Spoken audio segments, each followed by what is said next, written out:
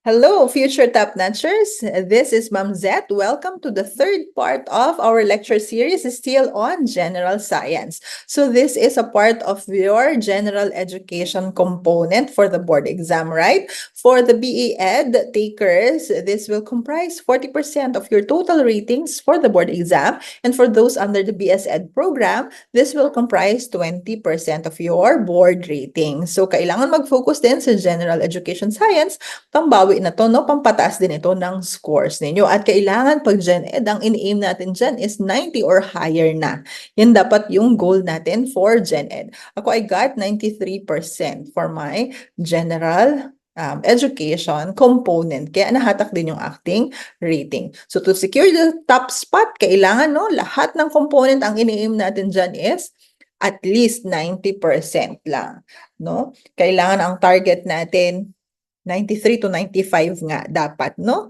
Yan dapat yung ating mga ini-aim kung gusto nating maging top-notcher. Okay, so sana napanood nyo na po yung dalawang series na na-upload ko. So nakaka-discuss na ako doon ng 30 science concepts, no? So marami-rami na rin na pambaon yun for your Gen Ed. Okay, so today we will start with the concept on renewable and non-renewable sources of energy for our first question. Okay, question number 1. All of the following are renewable sources of energy except, ano yung keyword? Renewable, pero exception yung hinahanap natin. Therefore, non-renewable. Alin dito yung hindi na-replace over a short period of time? Is it sun, coal, water, or wind? So obviously, your answer is coal. Coal is a type of fossil fuels, right? And paano na-form yung ating mga fossil fuels? It takes millions of years para maka-form ng mga fossil fuels.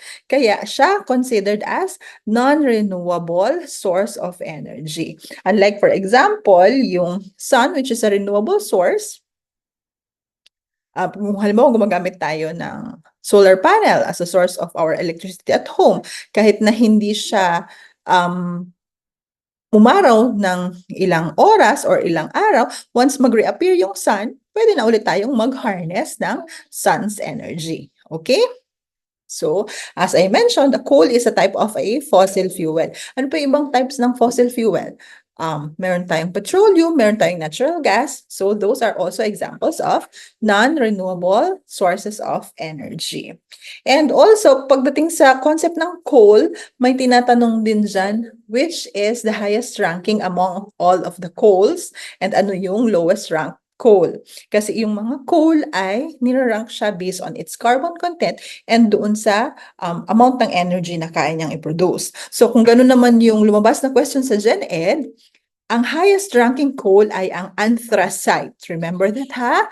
First among the coals ay ang anthracite. And yung lowest sa rank ng coal ay yung tinatawag na brown coal or yung lignite. No? So, pwedeng ma-rephrase lang yung question, pero tandaan yung concept na to, ha? Anthracite, first rank, and the lignite would be the lowest rank among all the types of coal. Okay, so to give you other examples of renewable and non-renewable sources of energy, so ito, ayan, meron tayong solar, hydropower, or ito yung sa ating mga hydroelectric power plants. Meron tayong geothermal source. Ito yung sa mga hot springs and sa mga volcanoes as well. We have wind and we have biomass. Ayan, for the non-renewable sources, as I've mentioned, we have the fossil fuels, we have oil, coal, and natural gas.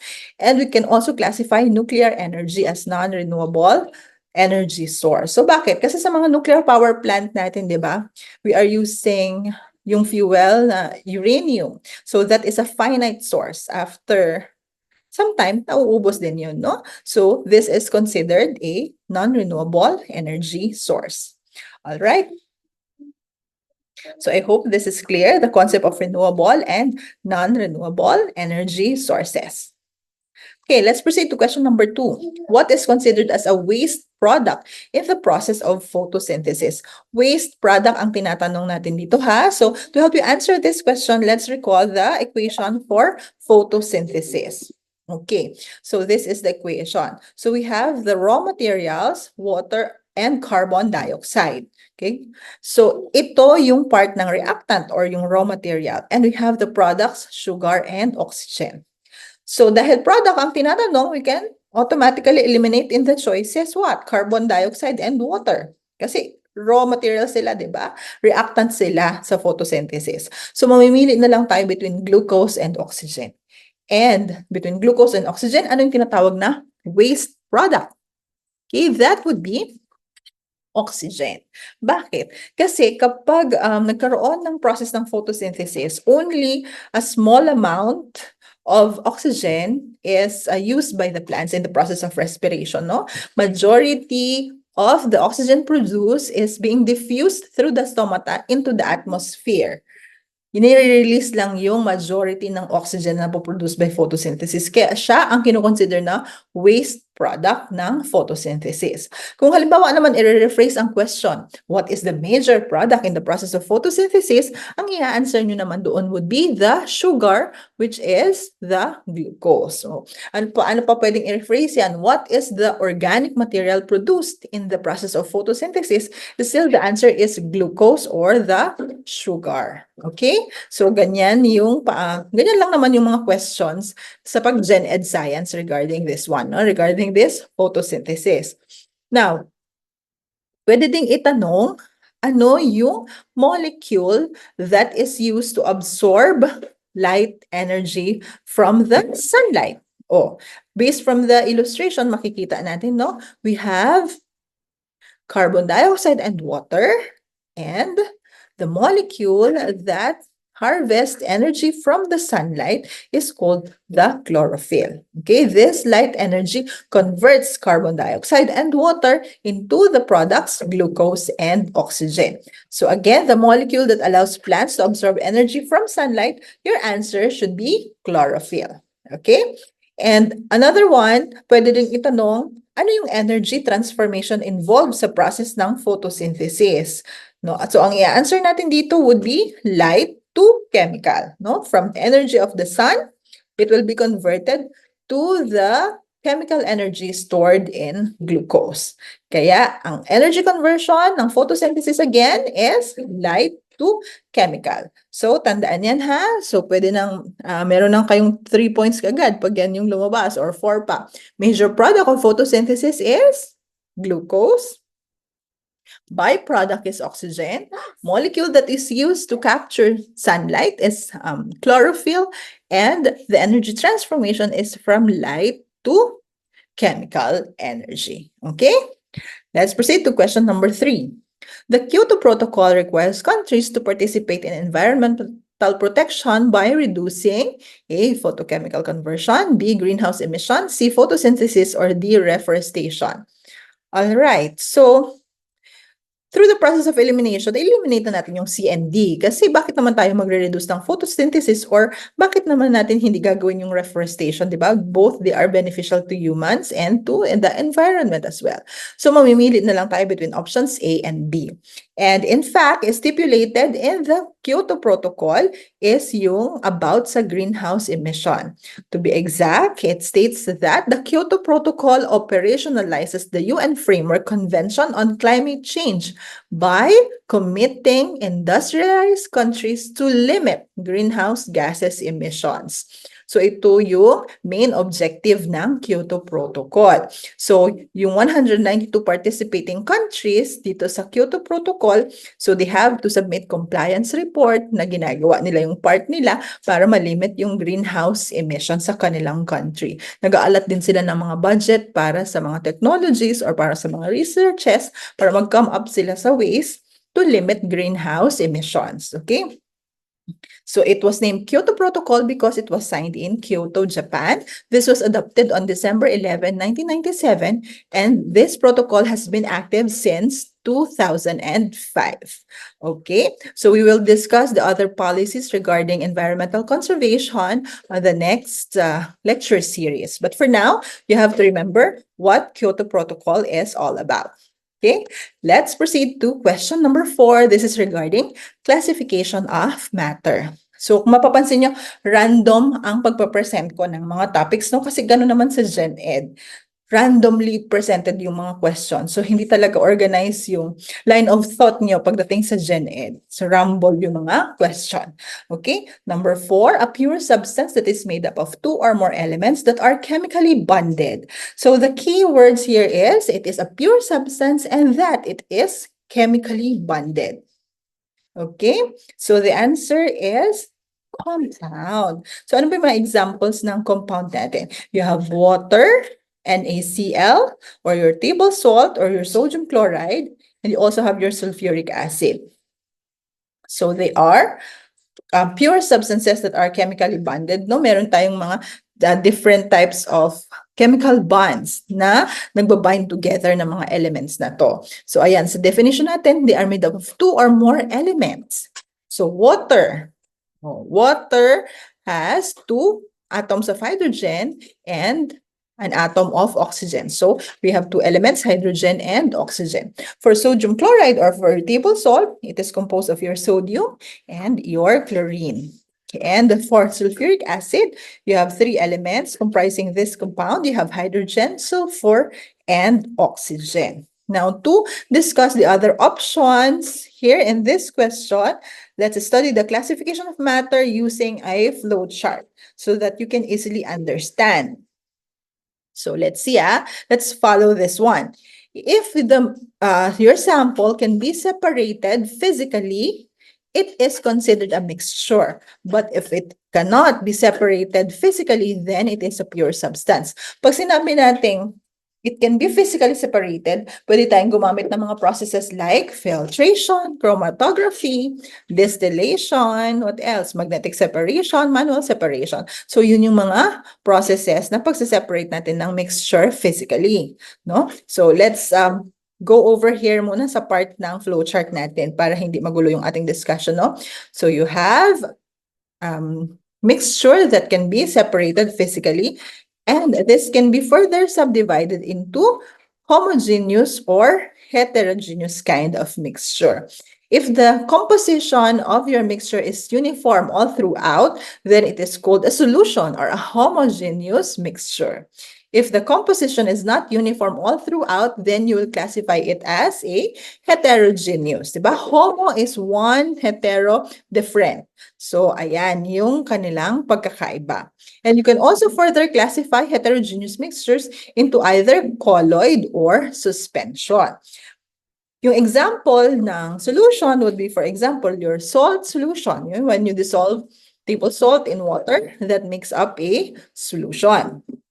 Diba? One phase lang yung makikita natin doon. Di na natin makikita yung salt particles na na-dissolve doon sa water. That's why it has a uniform composition. You can see only a single phase.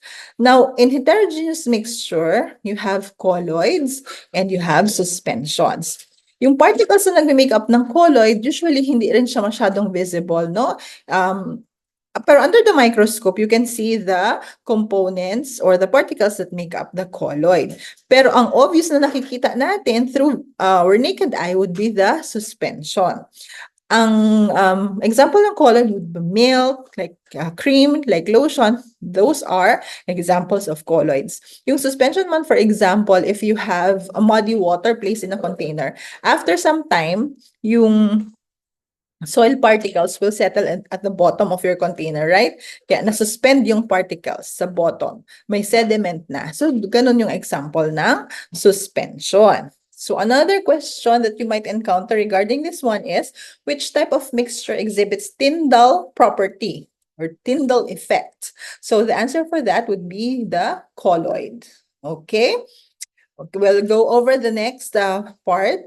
On the other side of your table would be your pure substance. It cannot be physically separated, Pure substances cannot be physically separated. And when we have 2 types of pure substances, you can either have a compound or an element.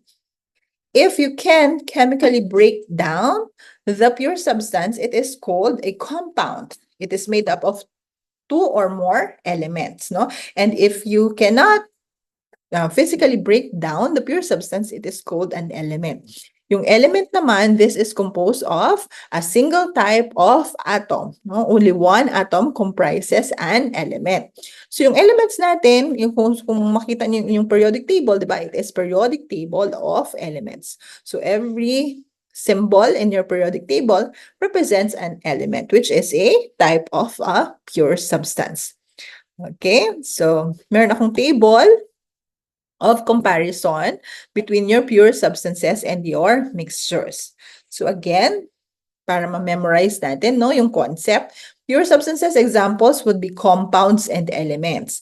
While kapag mixtures, we only have homogeneous and heterogeneous mixtures.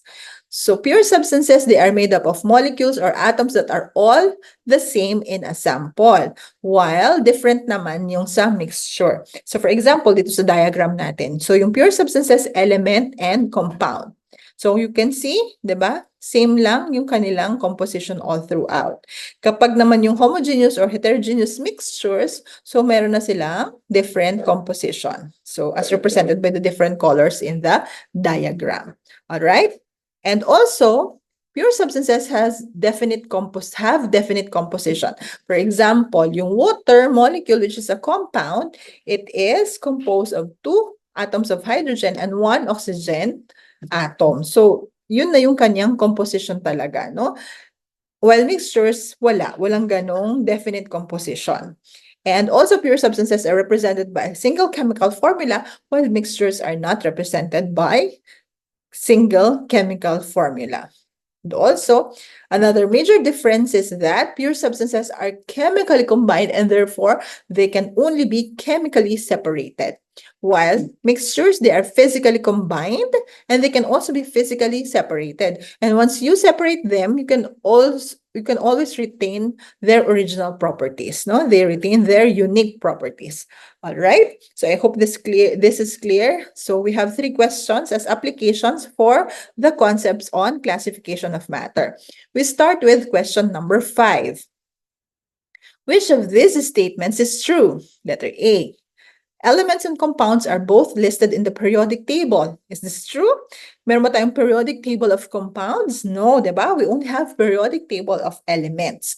So this is a false statement. Letter B, elements and compounds can be broken down by physical means. So, inulit-ulit ko to, no? Pure substances are not broken down by physical means. So, false din ang statement letter B. Letter C, elements and compounds are both made up of different elements. So this part, yung both made up of different elements, this holds true for compounds only. Diba? Yung molecule of water, meron tayong dalawang element doon, hydrogen and oxygen. Pero yung statement na to ay hindi niya masasatisfy yung definition ng element. Kasi ang element ay hindi binubuo ng iba't ibang element, kundi binubuo ito ng single type of atom. Therefore, statement C is also false. We are left with statement letter D. Elements and compounds are both pure substances. All right, so this is correct. Our answer for number 5 is indeed letter D. Elements and compounds are examples of pure substances. Number 6, which type of substance is always made up of a single type of atom? Okay, kasasabi ko lang to So this is actually an element. An element is composed of a single type of atoms only. All right, number 7. Which of these terms refers to a homogeneous mixture? Homogeneous mixture, single phase na yan. So, i-eliminate na tayo dito, no? Colloid and suspension. Eliminated na natin yan kaagad kasi they are examples of heterogeneous mixture. Right? So, our answer is letter C, solution. Kasi yung letter D naman na solute, it is part of your solution. Diba? You have 2 components in your solution. You have your solute and the solvent. The solute is the component that is being dissolved in your solution and the solvent is your dissolving agent. Okay? So, homogeneous mixtures are also called solutions.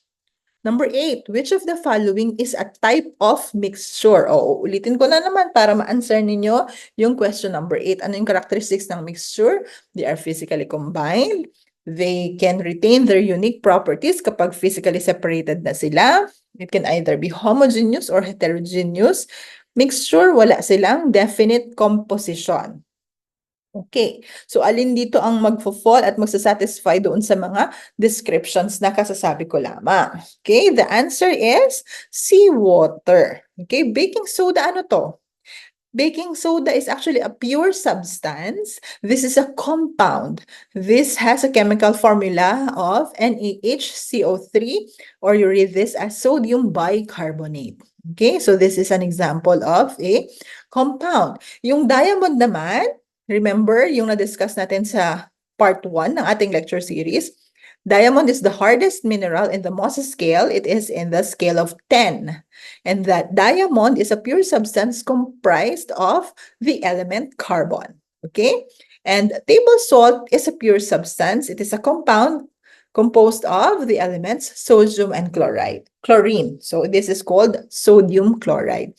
Yung seawater, it has no definite composition. It is composed of several materials. Paano? And when you evaporate seawater, you can separate the solid components of seawater from that of the liquid part. No? Pero kung halimbawa ang question, baking soda dissolved in water, is it still considered a pure substance? Salt dissolved in water, is it still a pure substance? No, not already. They will be examples na of mixtures na. Okay? Mixtures na po yun. So, depende yung isasagot nyo doon sa hinahanap ng question. Case-to-case basis pa lang to, no? Baka ang question is, baking soda suspended in a container of water. Baking soda, pure substance to, agad-agad. Meron nakalagay na additional condition, di ba? So, kung yung baking soda, after some time, it will settle doon sa inyong container, suspension na yon. So, hindi na yung pure substance, is already a type of mixture. It is specifically a type of suspension. Okay? So, ganyan ang pag-atake ng mga questions sa exam. Be careful ha, be careful sa pagsagot. Okay, number 9. Okay, this is no longer an application of the classification of matter. This is regarding biotechnology naman. Okay, this procedure refers to the union of egg and sperm outside the woman's body under controlled conditions in the laboratory. Is it A, in vivo fertilization, letter B, in vitro fertilization, letter C, asexual reproduction, or letter D, sexual fertilization? The answer is letter B, in vitro fertilization. When you see the term in vitro, it actually refers to processes or procedures that takes place in either test tube or cultured dishes or elsewhere, but outside the body of a living organism. That is called an in vitro process. No? And an example is the IVF or the in vitro fertilization, in which the fusion of the egg and sperm happens outside the body of a human. Okay? Yung in vivo, pag in vivo fertilization naman, ito yung natural process lang na inside the human body nangyayari yung fertilization. Okay, so to have a quick overview in the process of IVF, so tutulungan tayo ng illustration na to, no? So, before magkaroon ng fusion ng egg and sperm sa laboratory, kailangan muna ng preparation doon sa body ng female or doon sa woman, di ba? Kailangan i-condition muna yung katawan niya para mag-produce ng mga healthy eggs. So, magkakaroon niya ng mga hormone therapy pa. So, medyo matagal din itong process na to. Tedious. It requires a lot of time, effort, and also, it's very expensive itong procedure ng IVF na to, no? After ng magkaroon ng hormone therapy, yung babae, so pag meron ng mga viable na eggs, i-collect na yung mga eggs na yan. So, ayan. So, step 2 would be egg pickup. Also, magkakaroon na rin ng semen collection para ma-prepare na yung sperm. Alright? And then, mag-fuse na yung sperm and yung egg.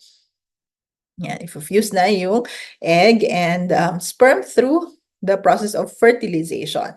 And then we'll wait for some time until an embryo is developed. No? So, Dahil several eggs and sperm yung pinag-fertilize, so pwede tayong magkaroon ng maraming embryo na pwedeng ilagay or i-implant doon sa uterus ng female. Dahil hindi nga 100% ang success rate ng IVF, binibigyan ng option yung parents kung ilang embryo yung i-implant. For example, sasabihin nila, gusto nyo ba 3 ang embryo na i-implant natin? Kung maging successful lahat, meron kayong triplets. Pero in case yung isang embryo ay hindi siya nabuhay or hindi siya nakasurvive doon sa bagong environment, so at least meron kayong dalawa. Or kung hindi nakasurvive yung dalawa, at least meron kayong isa. So binibigyan ng ganong options yung parents, no? Pero sadly, hindi every time kahit na 3 or 4 yung nilalagay, kung minsan wala pa rin talagang na bubuo. So kailangan na naman na ma-repeat yung process ng IVF. Okay? So, thankful tayo dahil may mga ganitong technology na nakakatulong din sa mga husband and wife na magkaroon ng children, no? But we also have to be very sensitive when talking about this type of issue kasi hindi natin alam yung mga situations na pinagdadaanan ng couple. Kaya wag tayo agad-agad magko-comment na, bakit hanggang ngayon wala ka pang baby? Ang tanda mo na, bakit ganyan, di ba? So, alam mo naman, ang mga Pilipino, meron tayong mga unnecessary comments. Minsan yung worry natin is hindi natin napapansin na kakaroon na ng emotional impact yan sa couple. So, let's just be very careful and very sensitive about this topic, okay?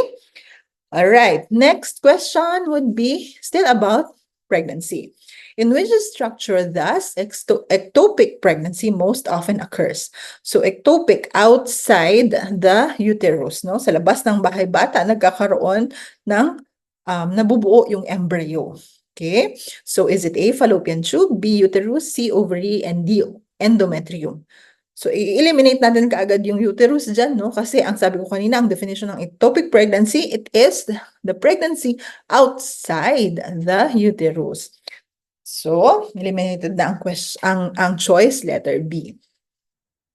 At saan most common nag-occur ang ectopic pregnancy? That would be in the fallopian tube, and this is also called the uterine tubes or the oviduct. And yung kapag ang ectopic pregnancy nangyari sa fallopian tube, tinatawag din yun na tubal pregnancy. No? Ito yung pinaka-common kung saan nangyayari yung development ng embryo sa labas ng uterus. Pero marami pa tayong different types ng ectopic pregnancy. For example, meron tayong ovarian ectopic pregnancy. Meron tayong interstitial, abdominal, and cervical ectopic pregnancy. But the most common of all would be the tubal pregnancy, in which the embryo develops anywhere here in your oviduct or your uterine tubes. Okay, so kapag nagkaroon ng ectopic pregnancy, this will be very dangerous to the mother. Kaya kailangan ng emergency surgery if it happens doon sa pregnant woman. Okay? Tsaka hindi rin magiging viable yung embryo after a long period of time kasi hindi naman masusupport ng anywhere aside from the uterus yung kanyang growth and development, right? For example, dito sa pag dito siya sa tube, after some time, habang lumalaki yung embryo, magra-rupture na yung tube. And kailangan na ng operahan yung mother kasi magiging delikado lang din yan sa mother. Okay? So that is about ectopic pregnancy. Okay, number 11. The interconnected feeding chains among organisms and an ecosystem is called A, food pyramid, B, food conservation, C, food chain, or D, food web. So, ano yung keyword natin for number 11? Interconnected feeding chains. Sometimes the keywords would be intertwined feeding chains. So, the answer is food web. Kasi yung food chain is actually a single chain lang, no, that represents the transfer of energy from one organism to the next. For example, like this. Most often nga represented by a linear diagram lang yung food chain, ano? So we start with the autotroph or the plant. They are the producers, and then they will be consumed by the primary consumer. So in this example, it is the deer or the herbivore. And then after that, it will be consumed by the secondary consumer or the carnivore. In this case, the wolf will consume the deer, okay? And lastly, the wolf will be eventually decomposed by the decomposers, and the nutrients and the organic matter will be returned back to the soil. Okay, so single chain lang ang food chain. Kaya kapag meron na yung keyword na intertwined or interconnecting, the answer would be food web, no? So sa lasalungat na, kumbaga it creates a web already. That's why it's called a food web. Okay? Let's proceed to the next question. Question number 12. This is a concept on biomolecules. So there are four major classes of biomolecules. So these are molecules that are needed by our cells. These are proteins, lipids, nucleic acids, and what? So what is the fourth biomolecule? That would be carbohydrates. Okay? So kailangan nating ma-master yung concept ng biomolecules kasi lagi po ito tinatanong, no? So we have the building blocks, the functions, the elements, and the examples presented in this figure. So we'll go over this very quickly. Pwede nyo itong screenshot para ma-master nyo yung concept, no? For the building blocks of carbohydrate, those will be monosaccharide. Mono meaning single, saccharide refers to the sugar. So the building blocks are single sugar units, no? Dun sa previous lecture natin, na-discuss ko na ito in details. Yung monosaccharide, disaccharides, and polysaccharide. So balikan niyo yung ating lecture series for that. That is, I think, in the second part, no? And then the function of carbohydrate would be to provide energy. That's why yung Go Food natin na sinasabi, no? Go Food, rice, potatoes, like that. They are carbohydrates and they are under our Go Foods. They provide energy for us. The elements that comprise carbohydrates, hydrates of carbon. Kaya meron tayong hydrogen, oxygen, and carbon. And the examples would be starch, glycogen, and cellulose. So these are polysaccharides. Na to, ito na yung example ng polysaccharide. Starch is the storage polysaccharide in plants. Glycogen is the storage polysaccharides in animals. Diba? It's stored in liver and muscle tissues in humans.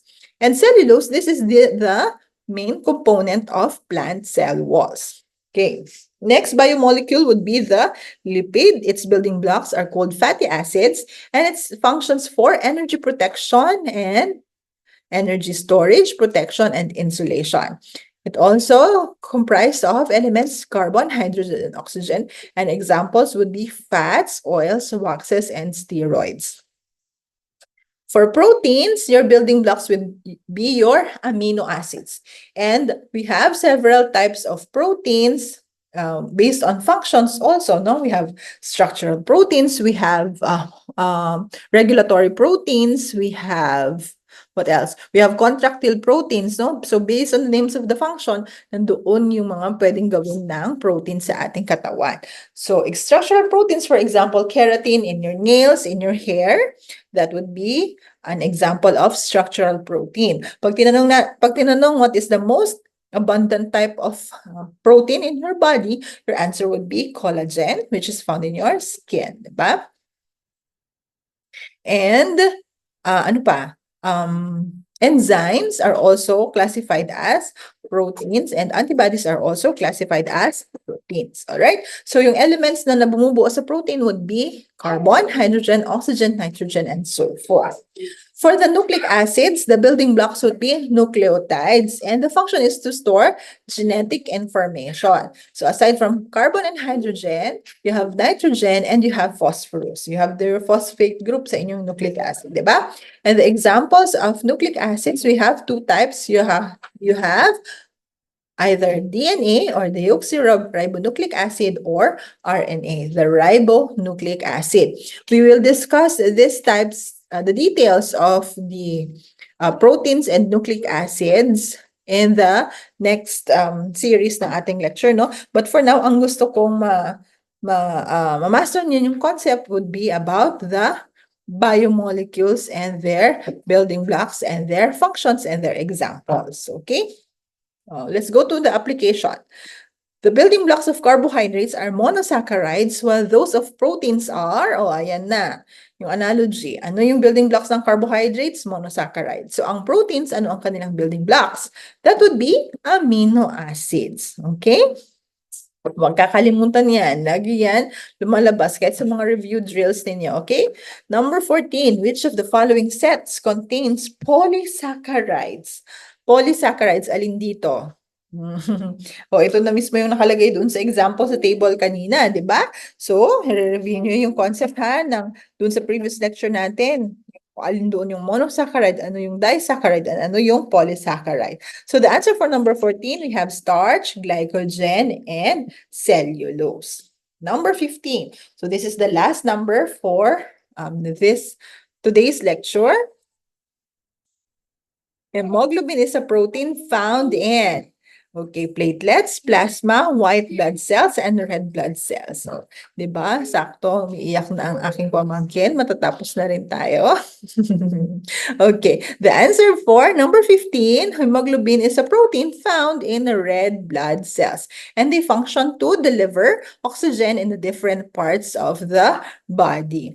So, baka may maitanong din sa inyo kung ano yung type of anemia that occurs because of a mutation in the hemoglobin, ang sagot doon would be sickle cell anemia. So ano ang nangyayari doon sa sickle cell anemia?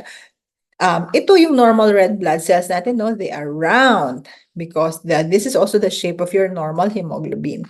Kapag nagkaroon ng mutation sa inyong hemoglobin, ayan, nagiging ganito yung shape. So in effect, the red blood cell will no longer be round shape also, but instead it will be shaped like a crescent moon or yung tinatawag nating sickle shape. Thus the name, sickle cell, di ba? So ganyan ang mangyayari. So hindi na ito effectively makakapag-deliver ng oxygen sa different parts ng ating body and sometimes nakaklag pa nila yung mga small blood vessels.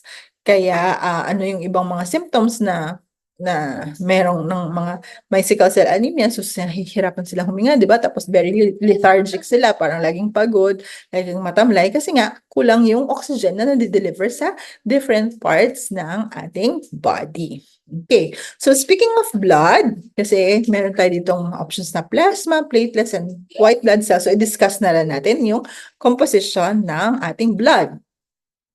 So ang blood, if the whole blood will be subjected to a centrifuge, so madidivide siya into different components, no? 55% of the whole blood will be composed of plasma. Excuse me.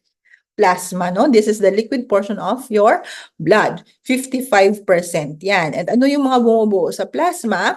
Water, proteins, nutrients, and electrolytes. In fact, 92% ng plasma would be water.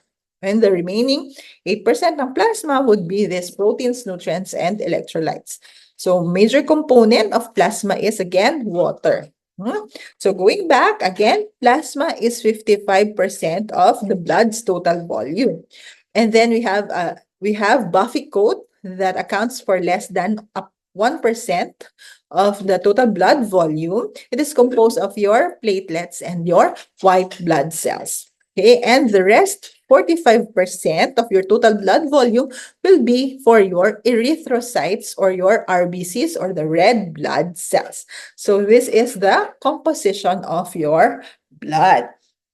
Okay, kapag tinanong saan nabubuo, saan ginagawa yung ating mga blood cells, ang sagot doon would be in your bone marrow, no? Bone marrow. This is the site of blood cell production. Okay, tatandaan yan ha. Tapos ano yung major types ng blood vessels? You have the veins, you have the arteries, and you have the capillaries. Okay? Siguro magbibigay pa ako ng ibang mga questions sa next series about these blood vessels, no? Kasi importante din yon. So, our blood pH is slightly acidic. It ranges from 7.35 to 7.45. Or some references, nasa 7.40 yung nilalagay nila ating blood pH. Tapos, yung amount ng blood would actually account for the 10% of an adult weight. Yun yung amount ng blood sa ating katawan. Okay, and to discuss more about the blood cells, so again, we have three types, no? The red blood cells, another term for red blood cells is erythrocytes. Okay, erythrocytes, and the main function would be this is to help in the diffusion or it helps in the exchange of oxygen and carbon dioxide. Okay. And then the second type would be the white blood cells. They are also termed as leukocytes. And we have different types of your leukocytes. You have neutrophil, eosinophil, basophil, lymphocyte, and monocyte. So, siguro sa mga hindi science majors, hindi natin kailangan ito i-memorize. No? Just the general term for the white blood cells, which is the leukocytes. And the last type of blood cells would be your platelets or the thrombocytes. They help in the blood clotting. Okay, so meron din tinatanong na ano yung tinatawag na royal disease, yung merong genetic disorder kung saan merong impaired mechanism ng blood clotting. So anong isasagot natin doon? Royal disease is also called the hemophilia. Hemophilia yun, no? So may problema sa pag-clot ng kanilang dugo. So kahit nung a small clot lang, ayan, continuous yung kanilang bleeding. So it is very dangerous. Kaya hindi masyadong tumatanda yung mga merong hemophilia, especially during the medieval years, no? Yung mga early years pa. Pero ngayon, because of technology, because of genetic engineering and gene therapy, ayan, mahaba na rin yung mga lifespan ng mga hemophilia. So, thanks to science and technology pa rin. Okay, so that's about it for this lecture. Thank you very much for staying. I hope marami kayong natutunan dito sa part 3 ng ating lecture series, no? Hindi ako masyadong nagbibigay ng sobrang daming questions in one session lang unless ito na yung fast drill na gagawin ko, no? Kasi I believe in spaced learning. Kasi yung ating concentration ko minsan is very limited lang, no? Kaya, konting information lang, pero kailangan ma-retain. Especially, ang target ko naman for this review would be those who will be taking the March exam, no? Eh, ano pa lang naman ngayon? August pa lang ngayon. So, parang ganun din kasi ako before, nung ako ang nagre-review, yung unang months ng review ko is hindi talaga ako nag-after sa quantity ng ma-review ko, no? Concept mastery ang aking tinarget nung first months ng aking review. Kaya mabilis na yung pagre-review ko nung last kasi medyo mabagal ako sa umpisa kasi hindi ko aalisan yung isang topic na hindi ko alam. Yung what, why, how, yung mga ano, especially science major kasi ako, no? Para kahit gaano i-rephrase yung question, kayang-kaya kong sagutin. Okay, sana ganun din kayo, no? Sana nakapagbigay din ako ng tip and inspiration para mataas yung makuha nyo sa board exam. All right, so that's it for this session. Thank you very much again. See you next time. Bye!